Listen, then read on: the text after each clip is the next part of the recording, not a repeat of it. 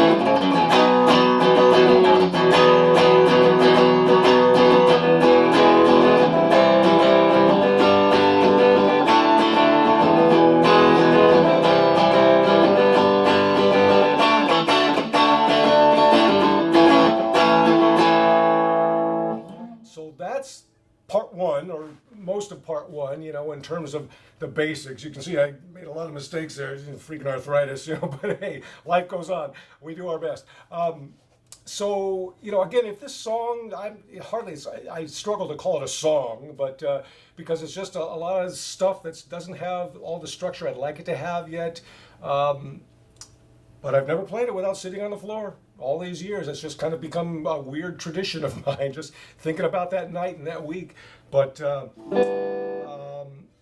it starts kind of a little darker and a little bit more macabre, and then it sort of gradually starts driving a little bit more. So I guess if this song had a theme, you know, what's it about? If I had to answer that question, I'd say, well, ultimately it's about the struggles we often all go through to become who we are and to authentically be who we are without apology, right? That's a pretty good theme for a song. So it all starts just on, again, these three middle strings. We've got the A open, and then the third string down, fourth string down. So I'm here on the second fret and the fifth fret. I just slide my index finger up to the third. And then it's fourth and fifth fret. Then fifth fret, both those strings, and pull off. Back to the second and third fret. Maybe put your finger here on the fourth fret just to give it a little extra flavor.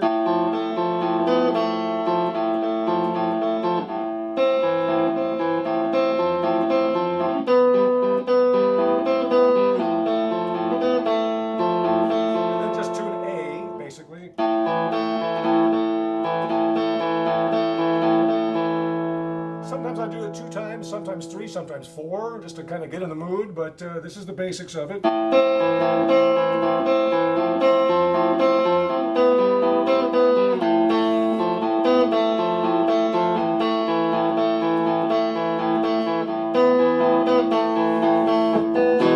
go into this little 4-chord progression, just E, C, G, D.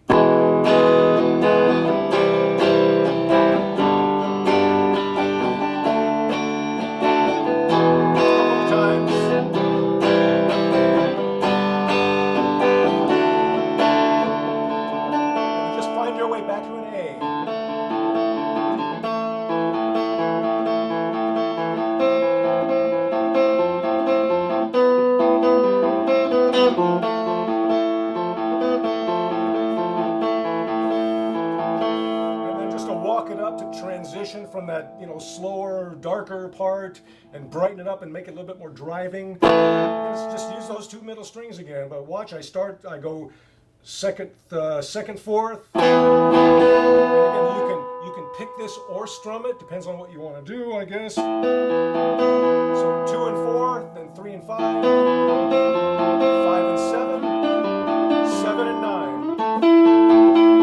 So again.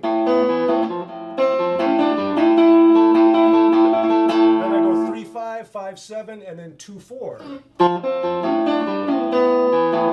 back to an A. And just a transition, maybe if I want to do that little progression again, E, C, G, A.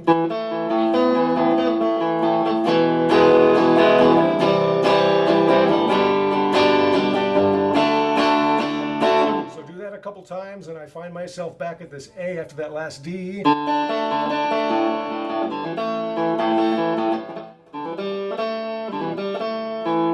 Discover new things each time, but what I'm trying to get to is when I just start hammering that A and just make it a good power chord now. I'm sitting away from my amp so I don't blow my head off here, but it's a nice hard driving A. And then just some hammer-on pull-offs. Any way you want to do them, I kind of landed here, and I don't do them very well to this day, but I try. So just second string, third and fourth, and then third string, fourth fret. And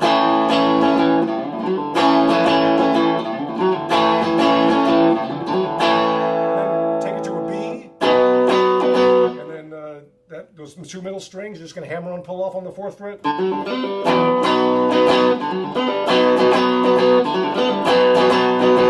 Sometimes I walk it back from the first string on that fourth and second fret.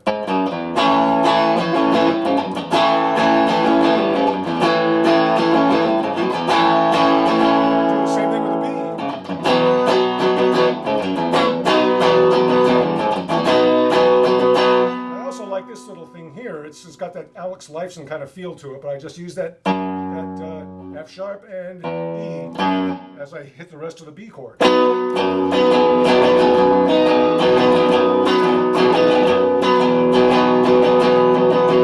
So that's kind of most of part one, really. See what you think. You know, it's going other places, believe me. We're going to move around the fretboard a little bit. But, you know, I wanted to get something started there, and it shows that transition that, again, it sort of goes with the theme of that evening and that week that I experienced with this former roommate of mine who went through this little personal crisis, and that we all often go through, and I wanted to express that musically. You start in that dark place, and it just drives, and then it kind of mellows out, and then it blossoms again, and then you're into something really cool, and I know we'll see where it goes, but I invite you to take this and see what you can make of it, even just from this part. Maybe you've got other ideas for it, or things I could do differently, or take what you've got and continue it and take it in another direction, whatever. Again, we're not trying to be rock stars here. We're just enjoying making music together, helping each other develop our own material, having fun, enjoying a fretboard. Please subscribe to our show, and whatever you got, I welcome you at livingroomguitarist@gmail.com. If something here speaks to you or something on a previous episode you want to develop, submit your own stuff and share it with your fellow living roomers. We'll all get together and we help and inspire each other to become better players. It's all about inspiration and discovery and having fun with the fretboard. Thanks so much, and we'll see you next time for part B of this. All right, we'll play it out with what I've got so far, though. Thanks a lot.